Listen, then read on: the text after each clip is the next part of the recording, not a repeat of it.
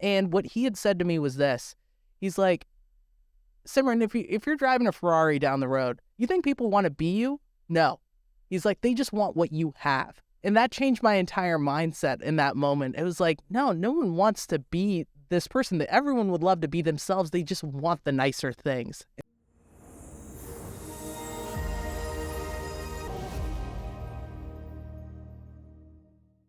So I really use my phone here for this podcast, but I wanted to start off with a message that you sent on January 24th, 2021. Hey, Austin. Been an avid reader of Morning Brew for a long time, and I enjoy reading your content on Twitter. That said, I would love the opportunity to work/learn with you. Do you have any interest in having a chief of staff? That was 2.5 years ago almost. 2.5 years ago. Flew by. Can you explain that message to people who might not know and what that message means to you today on May 5th, 2023? I can. It's funny, I think about it a lot, which is that point in time when I sent that message, I was a clueless kid just out of college. I was working a 9-to-5 at Big Pharma, and I thought to myself, okay, I haven't had a business that has succeeded just yet. How can I put myself in a position where I can learn from someone who is created something successfully? And to me, Austin and Alex were the two guys who had did something that I wanted to do. And so I took my shot. I was like, this chief of staff thing is like trendy right now. Maybe they'll bite on this. And so I threw it out there. And so funny enough, 2.5 years later, they bought our company, and I'm effectively in that kind of role where I'm learning from Austin directly. He is my de facto boss. And while I didn't plan for it to go quite that way, things have gone better than I could have expected. It's so interesting how you put a message like that out there to Austin Rief, the Morning Brew CEO at this point, right? That's correct. And it is something that has manifested into reality in 2.5 years, but you created the job for yourself. I did. Did you have a lot of fear around sending that message, or was that more of like, I'm going to send it to 20, 30, 100 people, something like that? Or was it, this was specific to him or specific to the company? Did you think a lot about it at the time? There were 3 people that I sent it to, and I wasn't worried at all. And the reason is because I realized at that point in time, I'm stuck in a certain situation and I want to get out of that, and closed mouths just don't get fed. And so if I wanted to change something, I had to do it. What's the worst he would have done? Which is effectively what he did, which was ignore it, right? Like, I'm not taking that, to heart. I realize he's very, very busy, and life has a funny way of, making things work out. So exactly when they're supposed to as well. Exactly. Before that, you had a podcast which you did over 300 episodes of, and that feels like the foundational part to your story. Why did you keep going past episode 100, 200? Like, that is something most people will never do. Do 100 episodes of a podcast. And so I think there's something there that shows your persistence, your willingness to work, and your ability to spot people to recognize. So like, why do you do a podcast for so long? I think it was this innate belief I had in the medium itself, right? What I wanted to do at that point in time was create a new way for people to consume news in a way that they were not necessarily, that wasn't necessarily as typical as, say, a newsletter, right? Because what had happened is I felt I consumed more news than 99% of kids at that point in time.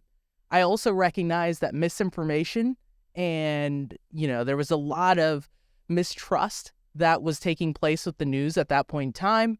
I realized, I'm subscribed to 10 different newsletters, right? Like, the solution here can't be another newsletter. What can this be? And so it was at the same time where podcasting was facing this boom. True crime and news were the 2 biggest categories at the specific point in time. And I did some deep dive into the analytics, and I realized that I I believe it was The Daily by the New York Times. It got over 2 million downloads per episode. And I thought to myself, all of this is 25, 30, 35 minutes. What if I created a 5-minute daily news podcast that was concise, objective, straight to the point, removed the fluff? And I realized that it was going to take a very, very long time, right? Like, you can't rush these things. That is effectively the podcast medium. You can grow a very loyal audience, but that doesn't happen overnight. And just like most things worth having in this life, you can't rush them. And so when you look back on those moments, those days, what do you think you did well? And what do you wish you did in the podcast game? I feel like I spent way too much time on the news side and just trying to produce the episode, but I didn't spend as much time on the growth side, right? What I now realize is you can create good content, but you have to focus on distribution as well, right? It's not you just get one, and sometimes that happens, right? But that's a little bit more luck and, things just kind of working out, right? But if you really want to be in control, you have to think about both things almost simultaneously. And so that's something that I think I didn't do as well. Was I was disciplined. I was recording every single night. I was up till 4 a.m., 7 a.m. I would get ready for my day job, and then rinse and repeat 7 to 8 o'clock every single night from Monday through Friday, or Sunday through Thursday, because the episodes were on every business day. But I just didn't save any time for actually growing it. Wow. And what do you think you did well? I think I was disciplined. It was very much, I'm going to curate the best information I possibly can, and I'm just going to put my head down.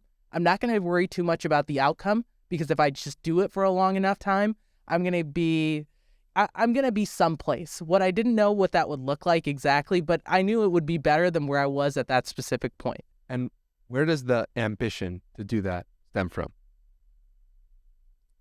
I had tried to create several businesses in the past. They didn't work out. And the reason was I wasn't playing in my circle of competence, right?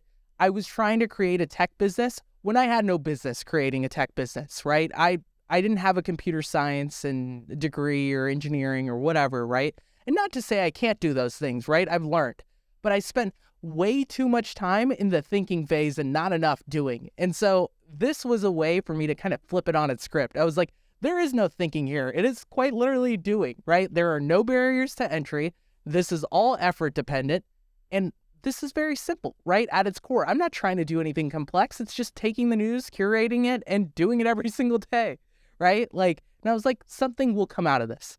It's so fascinating that you recognized that you weren't playing in a zone of your own competence. Yeah. Because I think a lot of people who are entrepreneurially minded will start a lot of different things because they don't know what their zone of competence is. I know personally, I started a t-shirt business. I started a keychain business. I started, I was doing all these random things. Yeah. And it's like, oh, it wasn't communicating with people that I cared about. And that's actually what I wanted my life to be around. How did you find your thing, or do you think you found it? I don't think I've found it just yet. What I have found is something I'm talented in. I don't quite say the passion is just there quite yet. What I've recognized is how to monetize off of the specific skill set I've built over the past several years, right? And I'll expand on that. What was right about what I did is people wanted short form content, right? I just didn't choose the right medium, right? And I'm not saying that had I not done it for a few more years, it wouldn't have been more successful than what it was. But what I recognize, and a lot of this credit goes to Michael, because he effectively took the business news insights that, I was kind of playing into with my podcast and brought it to TikTok in a more engaging way. And it's so different, right? Like day and night, right? You go from virtually having a few hundred, maybe a few thousand listeners to your podcast to one video being able to do millions of views, and you've effectively eclipsed every single podcast you've recorded in one moment, right? One video. Yeah. And so you're talking about Michael Sikand, who is the creator of Our Future and episode 206, I believe, of this podcast. And you guys came together when he had a podcast and That's you right. had a podcast, Yeah. and then you were trading notes. And so how did that relationship and partnership come to be? We were purely friends at this specific point in time.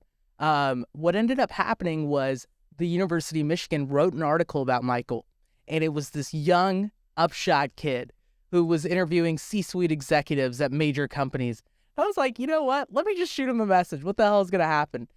You know, me and Michael hit it off, and I was like, dude, he's hella cocky. Like, that was the thing that stood out to me, but I was like, I kind of respect it. Like, I knew, he had a successful upbringing in the sense that he came from money. His parents were very accomplished and all of this stuff. And I could see that energy feeding into him, which is really unique. You don't oftentimes see it, right, with people who grew up in very wealthy upbringings, but he had this drive, this hunger to prove himself. And I really like that about him. And so he ends up switching to TikTok, doing very, very well. Switching from podcasting to TikTok. That's correct. And at some point, he was like, you know what? Like, what if we started a CPG business? And so we were thinking about starting a coffee brand called Jet. And so it was supposed to be a 16-ounce black can of coffee, and it was just supposed to be over-caffeinated. It was a pure brand play. And so Michael used his connections on the podcast to get in front of, like, C-suite executives at Pepsi and all these big name people. And they're like, guys, you're going into a very hard space. Like, know what the hell you're doing. And I was like, dude, I don't know if this is the right fucking idea. Why don't we just join up and do something together? Like, I was like, I know what you're doing, and I like totally vibe with this. This is what I wanted to do as well. Why don't we just pair our heads together and go be the next Austin and Alex in our own way? Austin, Rief, and Alex Lieberman. That's right. From Morning Brew. Yeah. Okay, so then you set out to achieve a media empire together. Yeah. And was it successful right away? I know you had $300 in the bank when you took over. Yeah. Successful in the terms of views and distribution, the monetization wasn't there. And so when me and Michael kind of paired up, we were getting a lot of different advice from various people. Also, big like learning lesson in that is like be very careful who you take advice from. Even me here sitting here today, not everything is going to be relevant to you and your story, so take it with a grain of salt. But we were getting all of this conflicting advice. Some people were like, you need to raise. If you can't raise, you will not be competitive, right? People are going to like blow you by. Raise money, Raise money. And other people were like, look at Vice, look at Vox, look at BuzzFeed. Like, you don't want to raise money. And me and Michael were like, well, if we really want to build this next Waystar Waco succession operation here, we probably need to raise money. We didn't really have a good idea as to what we would do with the money. Like, I'd love to say we did. It was like, okay, we want to raise this much. All right, let's kind of work our way backwards here. And we're like, we'll throw, 100K over here and 200K over here. And along those lines, when we went to go do this, we effectively came to this realization that maybe this isn't the right opportunity for us. Like, we should not be raising money. Like, if our sole motivation at this point in time was, this will give us credibility, in the short term, this will make us flush with cash. We can go try and experiment with a bunch of different things. There's not as much intentionality behind that. Sure, you could get the Forbes article, but like, what does that do you? Like, it doesn't really do you all that many favors. So I would say that like success was clear in the terms of, views and distribution, but the monetization hadn't been figured out just yet. And then how did you figure that out? So what ended up happening is we were doing well on the advertising side. We locked in big deals with Warby Parker, Shopify, and it really kind of gave us some steam, right? It was like, here are some big use cases, and we really pitched ourselves in a unique way, right? Because a lot of brands at this specific point in time knew they wanted to be on TikTok. They knew they needed to be on YouTube Shorts and Instagram Reels and such, but they didn't quite know how to do that, right? It was all about, we're seeing a lot of videos with, kids dancing and random shit like this, and it's a little cringe. And so we navigated and essentially branded ourselves as the brand safe destination to reach Gen Z.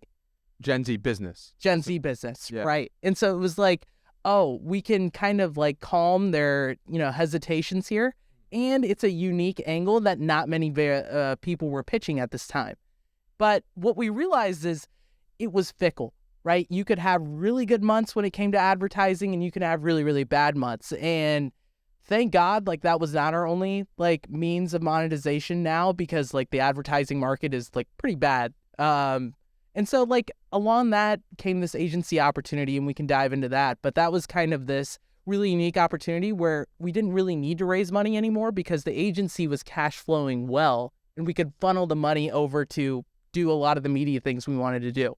Yeah, so this is explaining like the storyline of how you got to this point, but like, how are you feeling during this time when it's working sometimes, it's not working other times, and you're going through this process that all entrepreneurs, it seems like, go through when they deal with the highs and lows of figuring out a business? There were a lot of uncertain moments where we were like, damn, are we going about this the right way? It was like, you really don't know what you don't know. And that is one thing I would say we did well. We recognize that. A lot of people who are young and maybe naive or starting their first business, they want to act like they know everything, and that's just not the case, right? Even though me and him collectively were very confident people, we realized like, okay, we need to just continually test a few different concepts here. And it was like, okay, let's just make ourselves bigger than what we are, right? And so the idea was like, bring on multiple different creators. Let's go into several different verticals. I even led a vertical at one point in time, Our Future Finance, right? And like my first video went viral, and we were like, we have something here, right? And like my one video got us 17,000 followers or something crazy. And it was my very first video on Our Future Finance. And it was like, we know what we're doing, which was kind of a funny moment. So yeah, we believed in ourselves, but even though we may not have known every step on what we needed to do. But then you felt like, I don't want to be in front of the camera anymore. What was that about? That's right. So I didn't want to be on the camera originally at all. But what I recognized was that there is value in building an audience and people recognizing you, right? Because what I had seen was we'd go to parties and people would come up to Michael, right? You'd get access to cool events. You'd get access to all these unique opportunities. And I was like, you know what? Like, I'm being my own roadblock here, right? Like, who cares? Like, this is already a proven out model.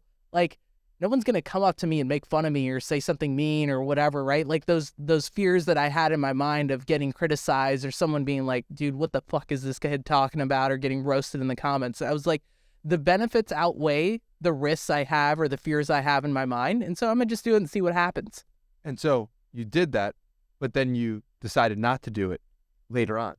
Yeah, I mean, I think it just came into the aspect of like, I didn't want to spread myself too thin because the agency business was doing really well. And so am I the best person when it comes to creating content? No. What I could do better is make more money for our business and create revenue and bring in people whose talent is creating content. So your major skill set you would define as what exactly? Scaling operations. I would say that I enjoy it because to me, it really does feel like a game. For me, it's not even so much of like, I'm seeking external validation per se. Like, I'm not the kind of guy who's like, oh, we did X 100,000 on a deal or whatever, like go tweet about it, right? That's not my style. But the idea of just like, okay, this is one specific roadblock. Let's find our way here. Let's carve this path out, and just like getting there, the thrill of that is like unmatched for me. I just like figuring it out, like cutting through the noise, finding like really unique ways to connect the dots and getting to where I want to be, the end position. What's an example of that? I think for us, it was getting acquired. Like, the path we took to an acquisition was not anything we planned out. There were probably 8 to 10 times throughout the past year where we're like, fuck, Michael, I don't think this shit's going to get sold. Like, I don't think we can sell this company. Like, there were several different moments.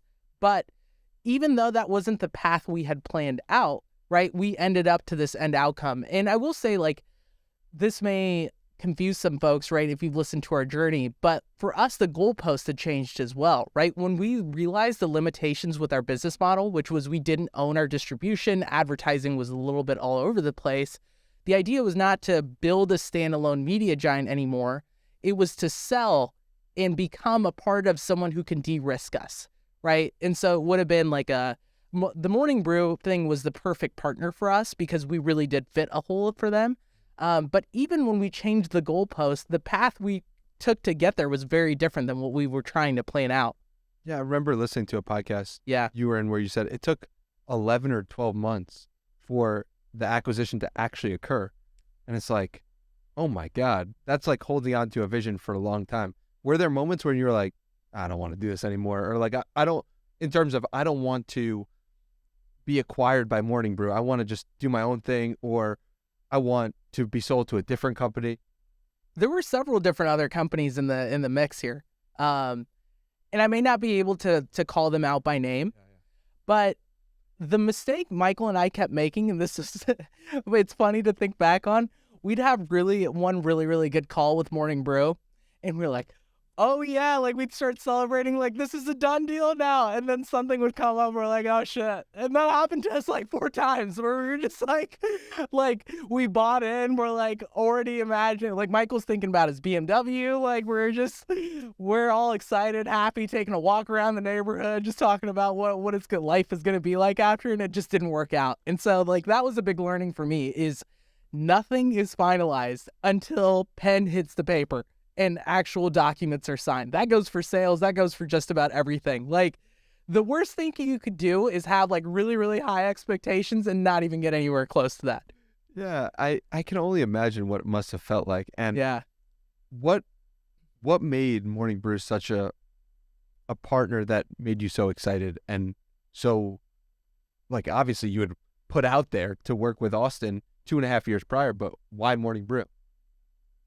they were our role models. This was who we were building the company. Like, they were the inspiration for how we wanted to build this company, right? Like, it was like they sold a company for $75+ million to Business Insider. Why can't we do that? Why can't we do it bigger than that? That was the idea, right? It was like these 2 young cats who just figured it out. Me and Michael are not any less capable. Why can't we?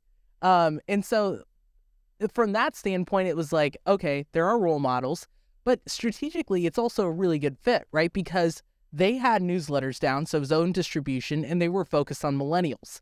We had the short form video side down, but we were focused on Gen Z, and naturally, that is going to be the next most important demographic from a monetization standpoint. And so we perfectly kind of fit that piece in the puzzle where you can kind of hit both targets and not have to take a big risk from the brand, right? Like, we don't have to play this facade of trying to create another vertical focused on millennials, and they don't have to do that with Gen Z per se. We can be authentically ourselves, and it ends up just being a great partnership.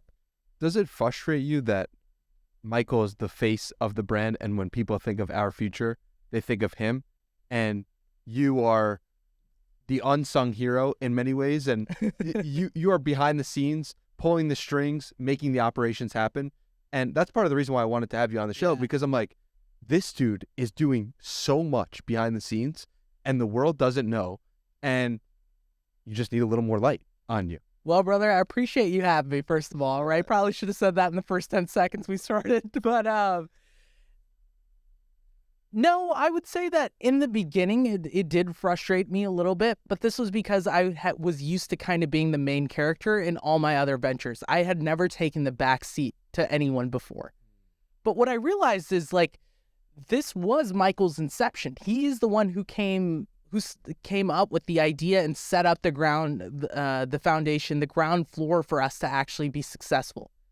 What ended up being really interesting is that we complement each other really well, even though our personalities are so different, right? I'm much more quiet in nature. Michael's much more loud and eccentric in some ways. But after a period of time, I knew that, like, if I just keep doing the work behind the scenes and I keep doing it to the best of my ability, people will recognize that I bring true value to this operation, right? It is, every time people got to know both of us, they were like, I see why it works, right? This is not necessarily just a one-man show. It's like, you guys do work in conjunction. So yeah, I think it frustrated maybe me in a little bit, but I didn't really have a good reason to be frustrated. This was his work. This was something he created from the beginning. And at what point did you feel comfortable knowing that if you just did the work, the praise or it would actually work? I think as the agency started to scale and we started doing bigger numbers and it became a bigger business than our advertising business. Okay, so explain that for people who might not know, because we kind of skipped over that. The agency and switching from advertising to agency. So what ended up happening, how the agency started was not intentional whatsoever. My First Million had a contest at that time that whoever made the most viral clip and created the biggest account would win $5,000. And it's really funny because Michael called me while he was walking around his house. Like, this is COVID times. And he's like, dude, I'm going to fucking win this thing. And I was like, all right, let's fucking do it then. You weren't together. We weren't really together at that point in time. Just talking back. Just talking back and forth. And it was just like ideas back and forth on like how we'd go about this. Ended up winning the contest and it was like stable money. And it was like, dude, why the hell are we not scaling this out? Like, we're already doing this on our own channels. Like, we can very much leverage this talent and these insights and bring it to enterprise customers who are going to pay us so well. And we don't have to worry about, oh shit, I hope this advertising deal closes or else we're going to get fucked next month.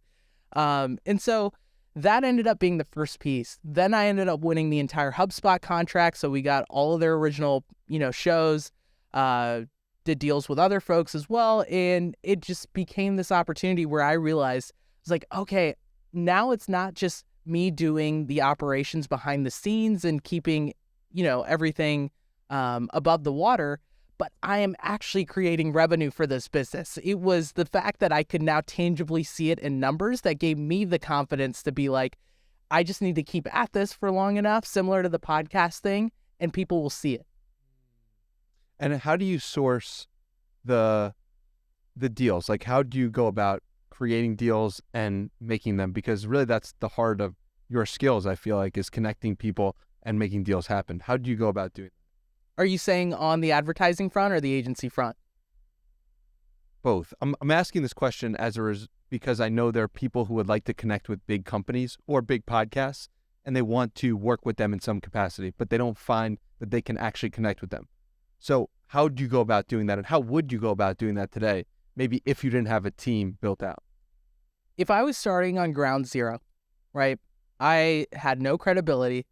I was very raw in my skill set. The best thing I could do if I was trying to land a client, one, there is nothing wrong with working for free. Build up the case studies, right?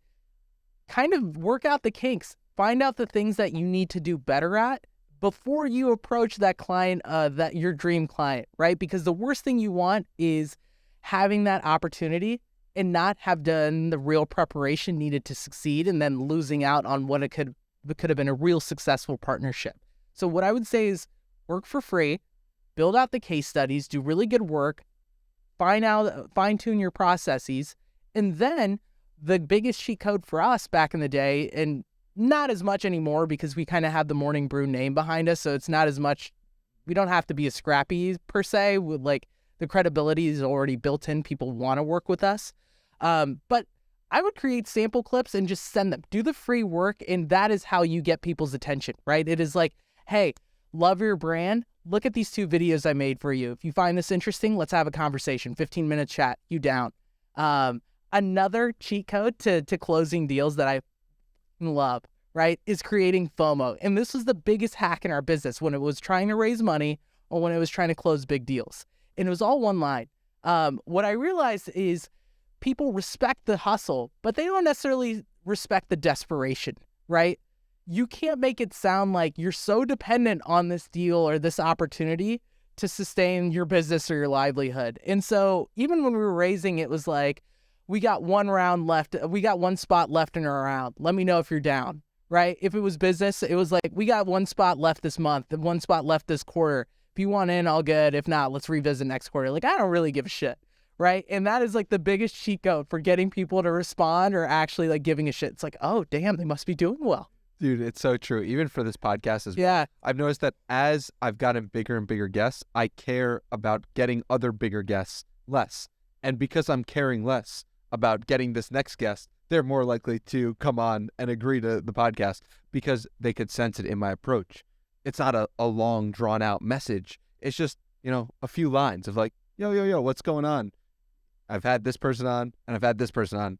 You want to come on? Danny, what was that inflection point for you where you felt like your life had changed because you did one specific thing that changed your entire trajectory? Could have been a cold email, could have been a connection with someone. Yeah, what I've realized, it's not one specific moment. It is the culmination and the buildup of so many. I will say that from episode 100 to 250, or specifically 243, it was the most difficult. And once I crossed that barrier of like Sam Parr agreeing to come on for episode 243, that to me felt like a big milestone because My First Million was my favorite podcast at the time. And for him to come on, recognize me, and it was very impactful. And after that, it certainly got easier because I could tap into Sam's network. But the truth is the work is never done.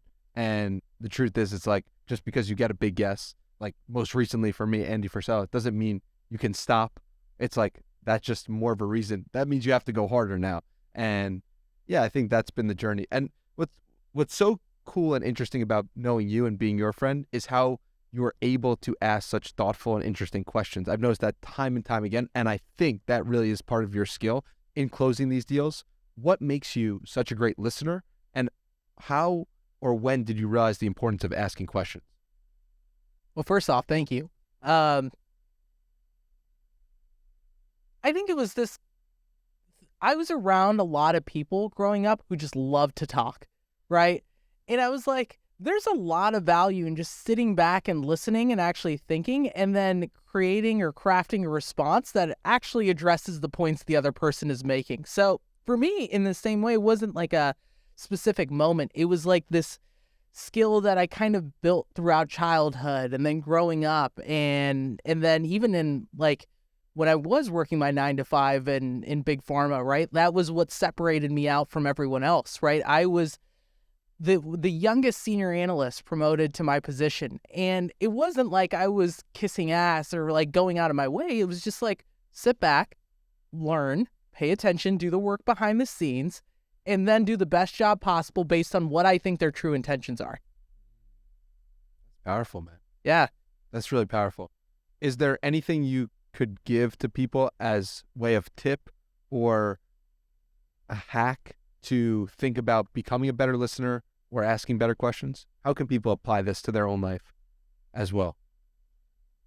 Open-ended questions are honestly the biggest hack, right? Like you don't ever want to ask questions that are just yes and no, and let people talk. Like it sounds so simple, but what people want to do is just, they're so caught up in that whole, they want to be interesting, not interested. And they're like, so they feel like if they don't get the word out, they're not being heard. And so like someone will be talking 30 to 60 seconds and people's natural inclination is to cut them off so they can get their point out. Right. And it's like, no, like it's okay. Just let them say their piece and then you can say what you need to say. It's funny because I think that there's something to having a still mind or presence that leads you to be a better listener. And because if you think about the most energetic or frenetic people, it's like Gary Vaynerchuk. I love Gary Vaynerchuk, but people often say he's not a good listener. And if you go to the YouTube comments, you will see that time and time again. How come this dude's not listening well? It's like there's something to internal peace and presence that leads to someone to be a good listener, and calm energy as well. Do you feel that? I do. I mean, I think about the Gary V reference in this case, and he's playing a character of sorts, right? I haven't necessarily met him in person or had a conversation around him, but it's almost like he has to have the answer before people even get to their conclusion, right? Because what's going to happen in that moment where someone stumps him and he doesn't know what to say, right? And so it's like, okay, they say what they're trying to say. He tries to deduct some conclusion and he just responds. And it's like, okay, you kind of missed the entire point here, but like, I guess he sounded articulate and he was passionate about what he's saying. So, cross the check mark there and just keep going. Yeah. Is there anything you've done to help instill more calmness or more presence into your life? I pray a lot. And I think the other thing is like, over time, I've never been one for instant gratification. I can wait. I'm patient. I would say that is one of my biggest strengths. I don't need a certain outcome or result immediately. I don't need to get rich quick. I just need to do the right work, and I need to stay on path and trust that with God's will, things will work out. And they have up to this point. There's been nothing in my journey where I can say that shouldn't have happened, because even those things that I felt slighted or wronged in the moment, they led to some bigger, more unique outcome that I couldn't have planned for myself. Trust that each moment is developing perfectly just the way it is. And if you had got that chief of staff position for Austin in 2021, maybe it would have led to you getting fired 3 weeks into it because you didn't know what you're doing. Yeah, fired, or I would have been the chief of staff at 5 different companies after. I would have been stuck in a different kind of prison. And not saying like chief of staff that's a very great role. If you're young and hustling, like go do that thing. Like, it's so funny to me because like we met this guy Eugenio last night, and he's Sam's researcher on My First Million. Young hustler. I love these like European, like foreign cats, and I'll tell you why.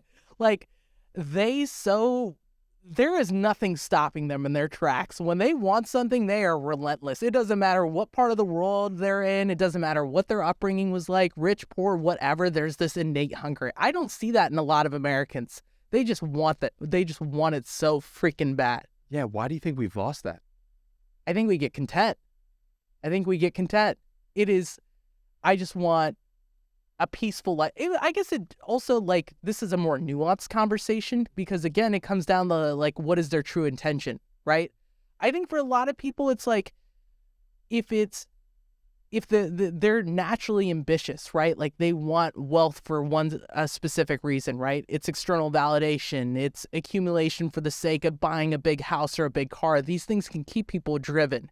But my guess is that for most people, abroad, they haven't had the natural luxuries that we have essentially taken for granted, right? Like, we have air conditioning in our houses, right? Like, we're not going hungry. I mean, I spent one summer in India. They had no air conditioning there. I remember pouring buckets of water over myself when I was sleeping. Like, I'd get up because I was just sweating so much, and I'd pour buckets of water on myself. And I was like, so thankful that I was born and I grew up in America, because I was like, this is their reality. And even then, they were like middle class in India. This isn't even like bottom of the barrel here. So it's probably that, if I had to guess. Yeah, man, I think that's a really good, interesting point. How do we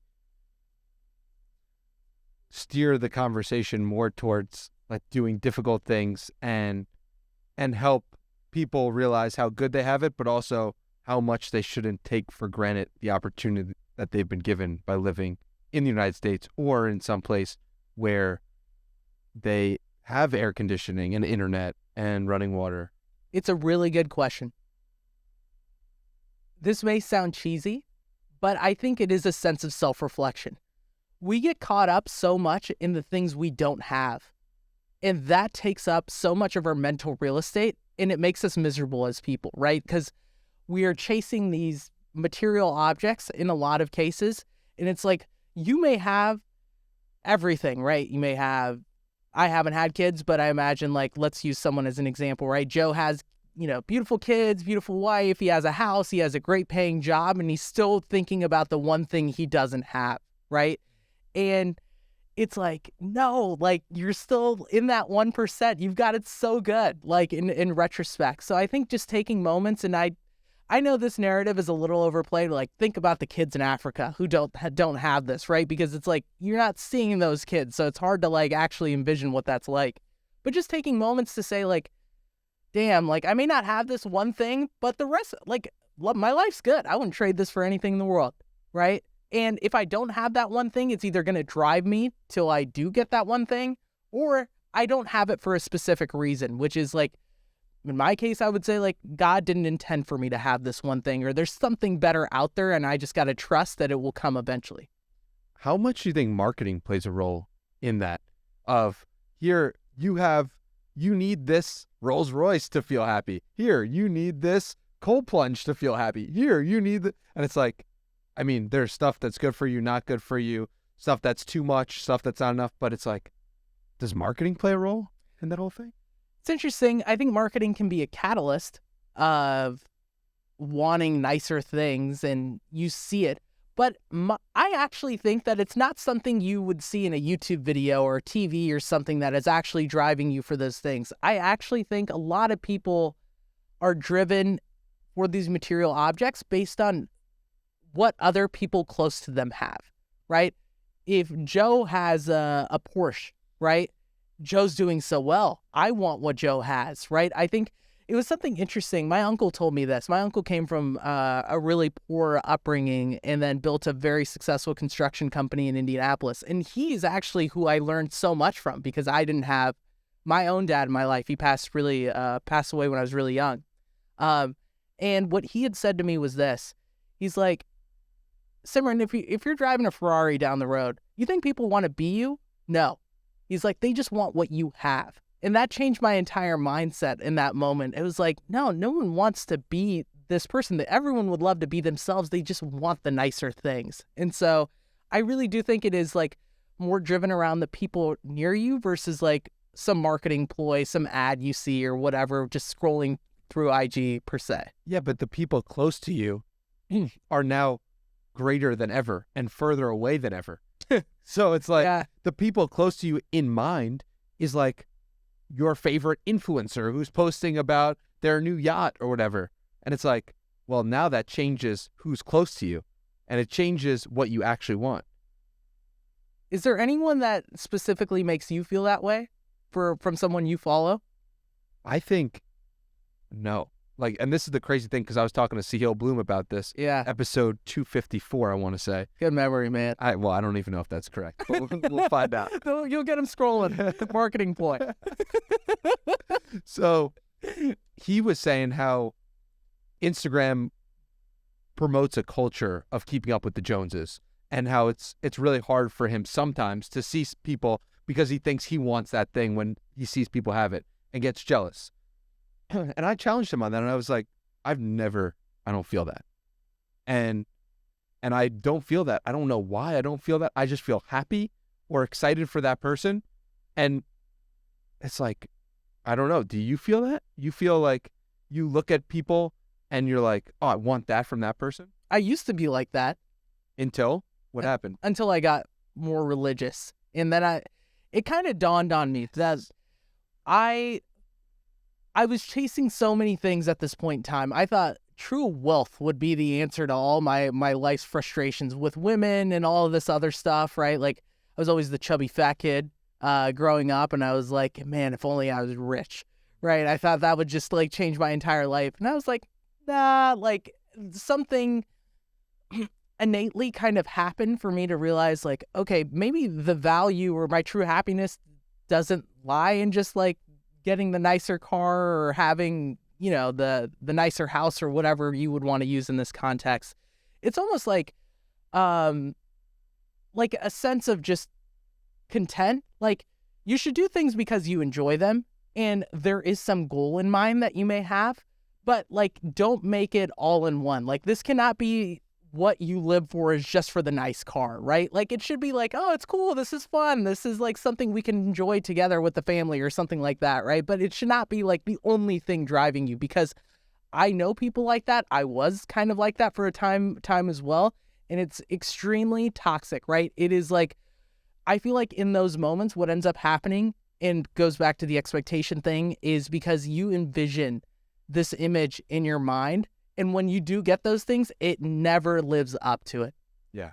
When this happens, I'll be happy. Yeah. It could be for a person, like a relationship you want in your life. It could be for a business. It could be for a podcast. If this does this, then I will be happy. Like, as if you catch yourself for one moment with that statement, it's like, you got to look in the mirror and you got to really ask yourself, why am I not happy in this moment? If you're not happy with like a podcast that has 0 downloads and you're talking to great people, when you're talking to great people and it has 1 million downloads and you're not happy, you're not going to, there's no difference in the amount of exposure or the amount of, and it's true for podcasting, it's true for business, it's true for life, it's true for everything. It's like no one thing is going to get you to that place. And you can look at the moments when you don't have the thing as an indication for how you will feel when you get the thing. Do you remember the conversation we had around money and me asking you explicitly? I was like, does money drive you at all? Do you care about the money? You remember what you told me? No, I don't. You were like, I don't give a shit. I don't give a shit. Even if I wasn't getting paid $1, I would be doing this in this moment in time. And then I tried to push back. And I was like, okay, you're starting to see success with what you're doing. People recognize it. People understand that you're a rising star of sorts, right? Like you're getting to that point where like this is truly getting to the next level, right? And so do you think that is why you don't care about money? Because you realize if you just focus on the inputs, the output will happen. You will get wealthy. You will make the money and stuff. And you're like, maybe, possibly, doesn't really matter, right? And so now when I think back on that too, it's like, yeah, just like focus on the day-to-day, like run as straight of a ship as you can and like don't overthink it. Don't worry too much. And again, I feel like I'm saying this over and over, but things will work out. They always do. Right? Very rarely is it that you put in the work, you stay disciplined, you're focused, and things don't go as they should. Well, and it also doesn't even matter if they do or don't because you get value from the actual truth of pursuing that thing. Yes. It doesn't matter if I finish the marathon that I'm training for in December or not. Like, I get value from the fact that I'm training for it. The training for it is actually the piece. And think about this. Like, for people to actually understand this, like, think about when you're chasing a goal versus when you actually have the thing. It's like, often there's more enjoyment in the chasing of. The journey. It literally is. And and until you experience that enough times, you realize that it's like, I could say that, but then you experience it and it's different. And another thing that Drake said recently, or that Morgan Housel quoted Drake saying, was about how everyone loves you when you're on the come up, but they don't feel the same love for you when you've made it. And I'm like, damn, do you find that to be true after being acquired by Morning Brew? People change for sure. How have for me, it's funny. I feel like it's been the opposite. Like, people didn't fuck with us as much on the come up. We were just the TikTok guys. We were just the agency guys. Now it's like, oh shit, they've been validated by Morning Brew. And people treat us differently. The people who would be maybe not give us the time of day or, you know, again, people are busy or whatever, right? But there's so much, such a difference in their personality. Suddenly everyone's nicer. Suddenly I'm funnier than I've ever been. I don't remember being this funny, but suddenly my jokes are hilarious. Oh. So there's like certain things like that change. I played this great game at this thing called Creator Camp where these dudes brought together 70 of creators, entrepreneurs, people building the world in some way. Yeah. And they had us do an improv game. And the improv game was a deck of cards, and everyone picked out a random card, and they held it on their forehead for 5 to 10 minutes. And based on your card, people would have to treat you how they thought your card would look, but you couldn't see it. So let's say I had a king, people would go around and being like, you're the greatest, you're the best thing ever. And let's say you had a 2, which I had, people were like looking the other way, didn't want to associate with me. And it really put in perspective the idea of like, this is happening all the time with status, with the way people are treating other people. And we often don't even realize it. And it's happening at a subconscious level. And so, have you felt this? Game aside, have you felt people change the way they associate with you now that you are being recognized on a bigger level? Of course. But I don't view it as personal, and it's not something I think twice about unless asked. It's like, it took me 2 years to book Austin Rief on the podcast. I sent him like 4 messages and DMs. Join the club. Austin. And it's like, I know he's a busy guy. I know he's got a lot going on and everything in perfect timing. And so, yeah, people switch up with how they change, but like, who cares? And like, that's part of the game and that's part of the fun. And maybe it's like both of us haven't made it enough, quote unquote, for the hate to come, right? Or for people to really not get it, or for people to try to tear us down. And so, yeah, it's interesting being at this stage of the journey. And I'm grateful to have people like you also at this stage of the journey. And it's like, when you look at what's going on with the success of our future, when you look at being acquired, the jokes being funnier, do you ever stop back and realize, like, how did this happen? Other than the work that you've done, is like, okay, but you had to get the work ethic from somewhere. And where did that come from? You know, like, and like, do you play back of like the childhood, a little bit situations? But truly what drove me was I was like, I'm not taking another L. I was like, I've had 4 business ideas that I've tried to start before this. None of them worked. I was like, I cannot take another L. I was like, if this business goes to zero, it goes to zero. But I refuse to call it quits early. Wow. It was more personal.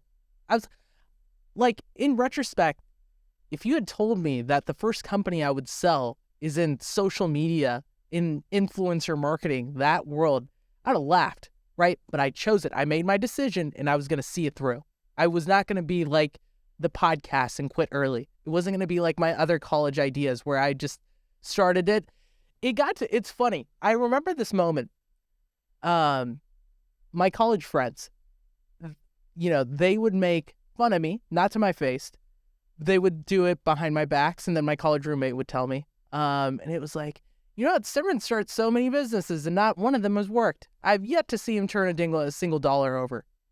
And he told me that in the essence of not to hurt my feelings, but just make me aware, which I really, really appreciated because I know that's hard for him. And so it's funny, when I then talk to those same friends, right, they're like, Simran, I always believed in you. Simran, I'm surprised you did it so quickly. What is this?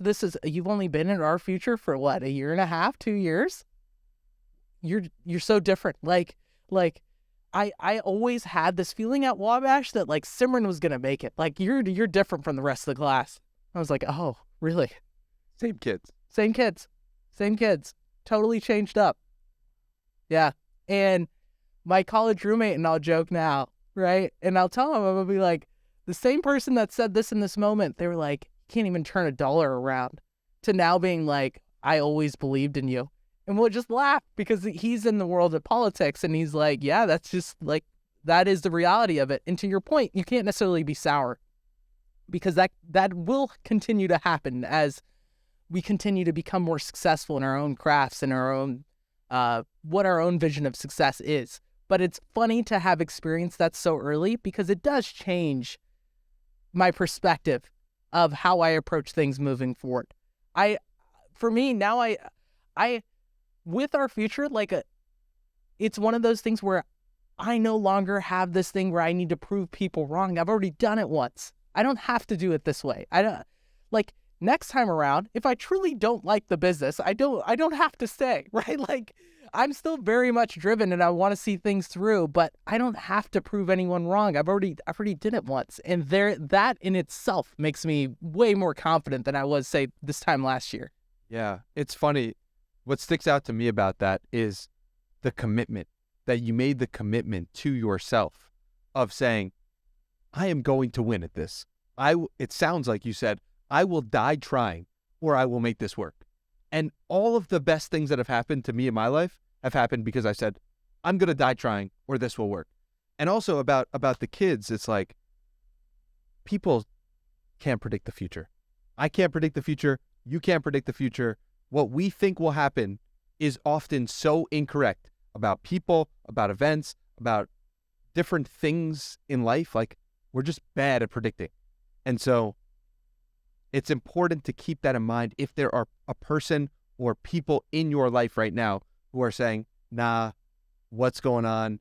This isn't it. It's like, those will be the people that are like, you did a great job. Yeah. Great. Yeah. Because people just don't know, and they cling to their own insecurities when the unknown gets presented to them.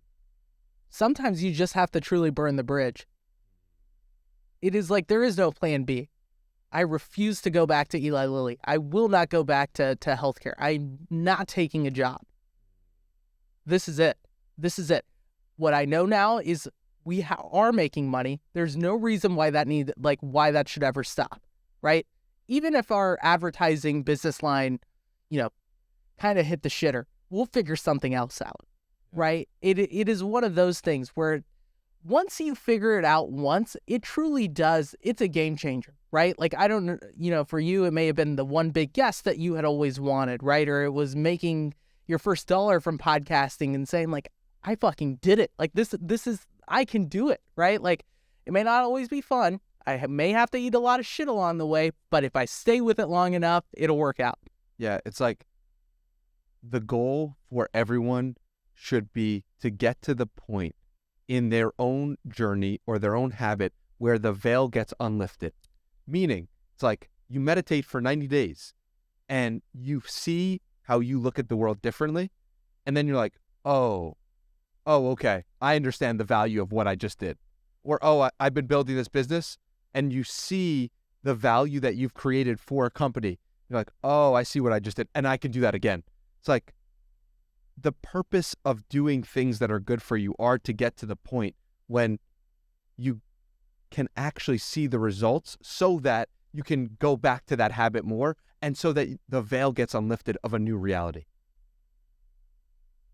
I agree. Do you...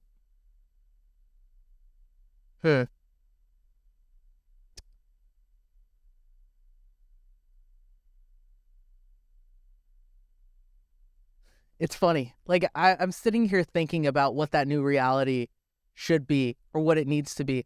Do you think everyone needs to have some kind of intentionality when they're pursuing something? Can it truly just be like, I don't really know what I want. I'm just going to explore this and see what happens.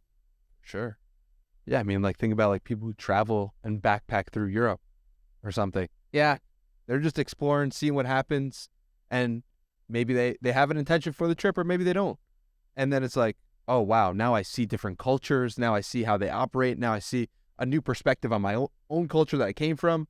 Yeah, I mean, like, you don't need intentionality when you're exploring something new. Like, that's the part of exploring that's fun. I will say some of my biggest breakthroughs have been in moments where there wasn't an end goal in mind, which is funny if you think about it, right? Like, something will click or some new idea will form, and it can truly just like change your entire trajectory if you let it, right? And I just think those moments it's almost like a feeling of serendipity, right? Like, oh man, like light bulb just went off. Yeah, like meditation. I don't do it with any aim, and you get the best ideas in meditation. It's like taking a shower. You don't take a shower with any aim, but a lot of people can credit a lot of amazing ideas from just taking a shower. So yeah, it's sometimes an idea just comes. Were there any specific moments for you where you're like, oh my God, like this thing that I did without intention led to this result that helped change my life in some magical way?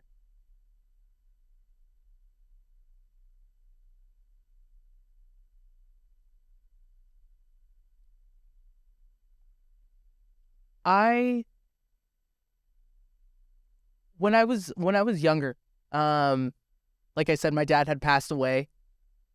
I didn't really have like a role model at that specific point in time because my mom didn't really speak English very well.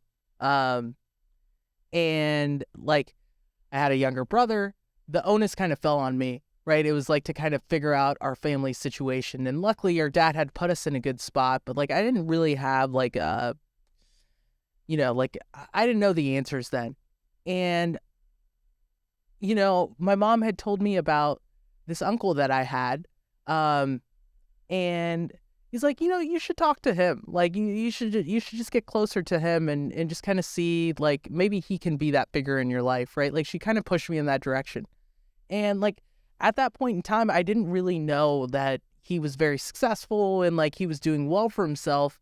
It was very much just like truly just naive, innocent, like, I just want to get to know him and see what comes out of this. My uncle has changed my life in more ways than I can think. The amount of things I've learned, and it all started from this, like, 100%, like, man, I just want to get to know him, like, and like, see what comes out of that. Like, I was expecting, like, just a family connection, but the business learnings have been second to none. He's taken me everywhere. It's like business meetings I've got to go with him, go to him with. Certain strategies that he's playing out for his own businesses, I've been able to been in the room and see what he thinks, how he approaches it, how he talks to team members. And that was what set my own foundation. I didn't go into that with any kind of intentionality, but those learnings that I got from him, and it's funny because he's in such a different line of work. He's in blue collar as you can get. Like, and I'm as white collar as you can get. I don't leave my freaking office chair for like 10 hours a day, right? But there's so many transferable skills there. So I would attribute a lot of that to him because, yeah, like I didn't know what was going to come out of that. And truly, it was a big moment for me just in my journey. Wow, that's beautiful. When you said your dad passed away when you were young, how did that affect you? I think the way my dad had a really interesting journey, right? Like, so similar to the immigrant hustle, he was dirt poor. His parents shipped him off to Libya when he was 18 years old, and he worked like back-breaking jobs to send money back to the family. Somehow scraps his way over to America, and builds a really good life for our family. Like, owns several gas stations, really playing into the stereotype here, but he was doing really well. And I think, if I'm being honest with myself, I would not have been nearly as driven as I am now. I think I actually could see myself, like, I could see myself just like partying my life away had I had him in my life, because I would have always had that, that safety net, that blanket, that like, dad's going to take care of us. I'll just go into the family business. I'm good. I didn't have that option. My mom was depressed most of like my childhood.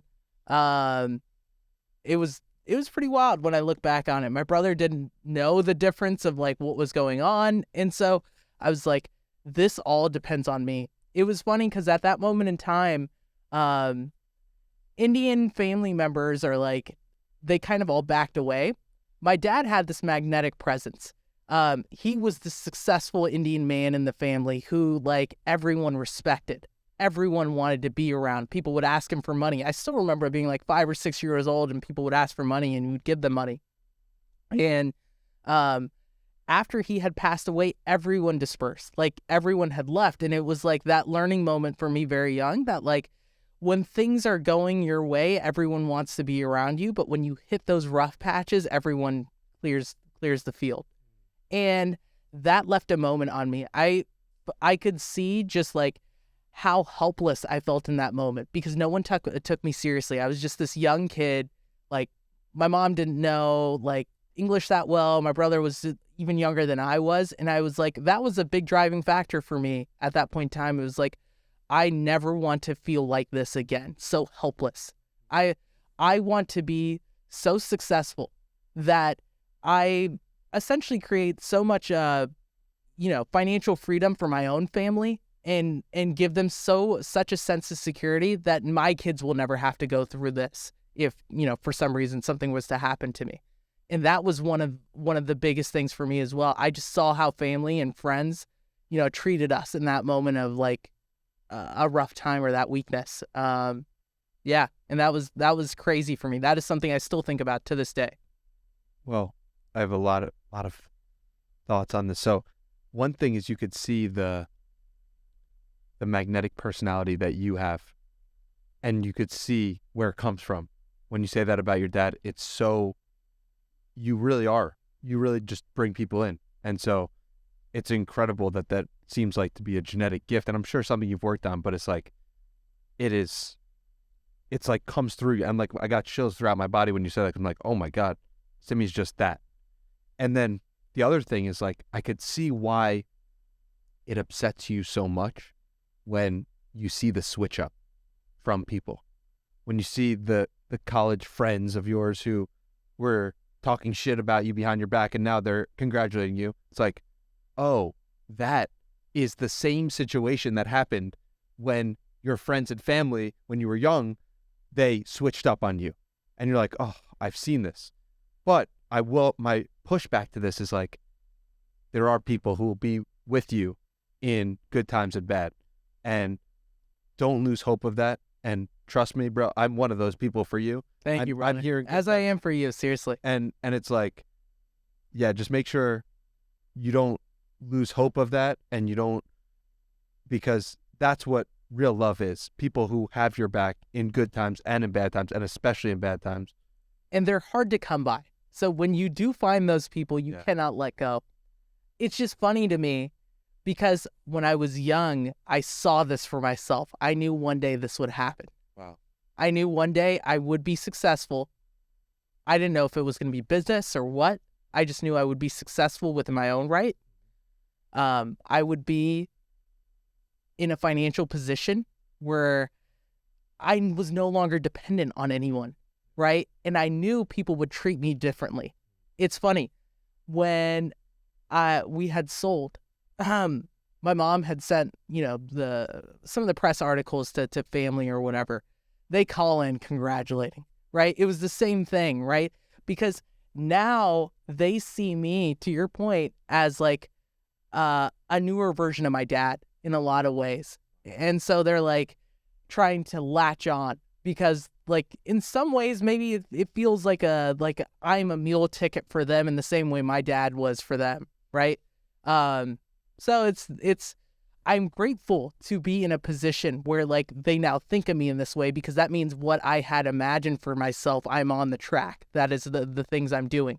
But in some ways it took out a lot of, I would say like it really made me mature. It made me more mature than I should have been at a younger age. Like I don't truly feel like I enjoyed my childhood the same way younger kids did. I felt like I had the burden of the world on my shoulders. In that like I had to go do something about it. And in those moments you're like, I don't know that much. Like what can I actually do? Right? Like those moments of self-doubt come. And so, over time, again, that was 7 years old to now 24. It took 15 plus years to see what I had envisioned for myself, right? To see that come to life, right? And even in that is why I don't really get into these moments with like instant gratification, because I know it takes time. It truly takes time. Is there ever been a moment for you, Danny, where you wanted something for yourself or you envisioned something for yourself and you said you really had to maybe fight the inner urge of like rushing to this outcome, or getting to a point where it's like, man, this is just going to take a lot longer and I have to be patient? Maybe that is now with this podcast, right? Maybe that is that thing for you. But is there anything, maybe work aside, in your personal life where you felt that way? Yeah, for me, it was 75 hard. 75 hard. When I was doing 75 hard, I'm like, I could do all these tasks, but I'm still going to have to do them tomorrow. And it's still going to happen the next day and the next day. And it's like, oh, that's what life is. That's what living a successful life is. It's not something that just make a bunch of money right away, which is what I did in my first business. 6 months, I'd made it. Like I had a money printer. Oh, yeah. But then it's like, oh, it's not actually, that's not where the results, and that's not where sustained success comes from. Sustained success goes from doing your daily tasks every day, and then every day again, and then every day, and then every day. And then you're like, oh, this kind of sucks, but this is kind of enjoyable because I know I'm doing what other people won't do, so I will get the results that other people won't. They won't. And so you transfer that to meditation, you transfer that to running now, you transfer that to the podcast, and it's like, oh, it's all the same thing. And so the quicker you can learn this lesson, the more time you save in your own life with your own shit.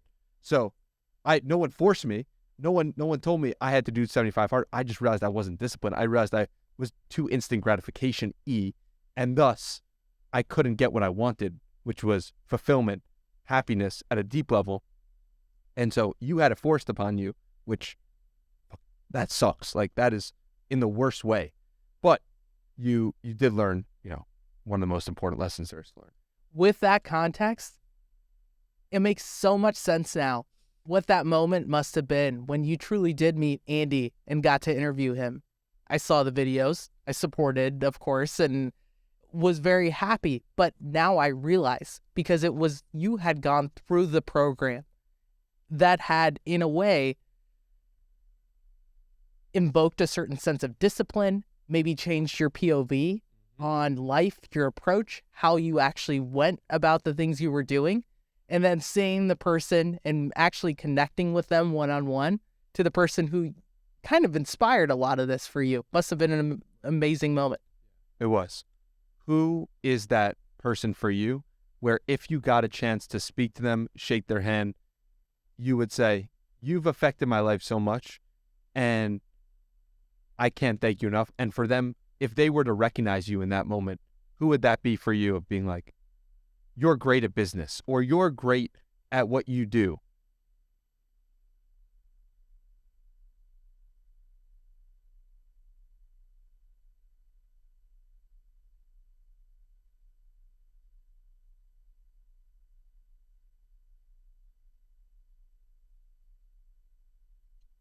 I would probably say my high school counselor. He pushed me to go to Wabash College, some small ass school in middle of Hicktown, Indiana. 800 kids total. One of 3 all-male schools in the country.